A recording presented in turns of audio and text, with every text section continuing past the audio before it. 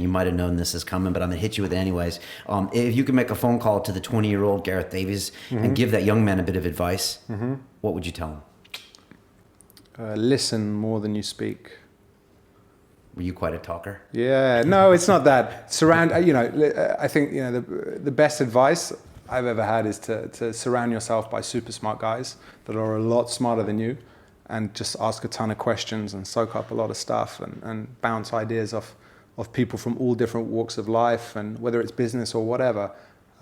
Getting that kind of diversity of opinion. You never know when you're going to hear something from someone over here who's a specialist in coffee, right? Or in maths and big data, or in advertising, or in, food delivery or whatever. It's just bouncing good ideas around and learning from other people, I think, has the ability, somehow it penetrates, and I think it all mixes around, and suddenly good ideas come out of it. So listen.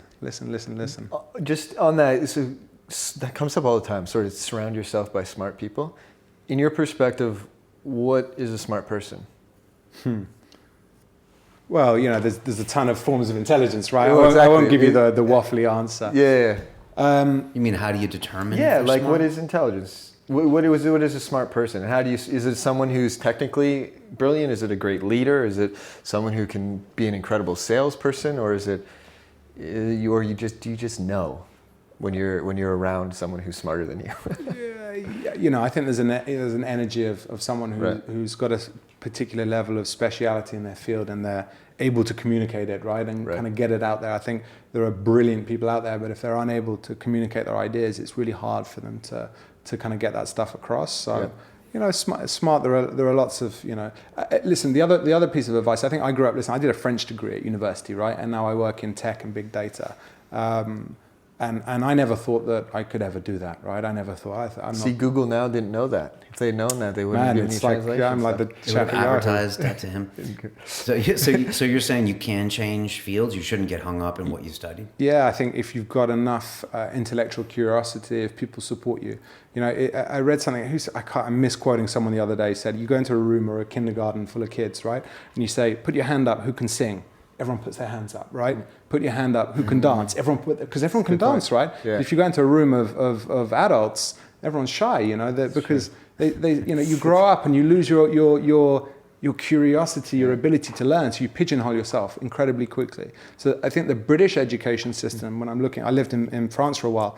In France, it's they kind of specialize you incredibly quickly, right? At least in Britain, it's a bit more open, but. Listen, not everyone is fantastic at everything, and nor should they spend their time trying to master, music, arts, science, maths, the whole thing. But I think it's sensible not to pigeonhole yourself. If you've got an interest and a desire and a bit of time, nowadays the access to information through Google or Khan Academy or TED or whatever, the information and data, which is information, is self-democratizing. So I think we're in a world where through the internet people can get access to cool stuff and learn and. Don't have to be pigeonholed. No, that's good. I think a lot of people just, they mentally stop themselves, probably subconsciously, and think, I can't do that, I can't do that, I can't do that. And especially when it comes to a career change or a startup, or, if you have some background in X degree or Y degree. But we've met a lot of people here that have had completely non-technical degrees, that are right at the core of that game. Yeah. But I agree. I think that's good advice for this year. Find someone new in your life that you want to aspire to be, or smarter than you, that you'll make you raise your own game, and get rid of one person in your life too. I know you gotta upgrade your peer group. It's a zero-sum game, is what you're saying? I'm saying you can.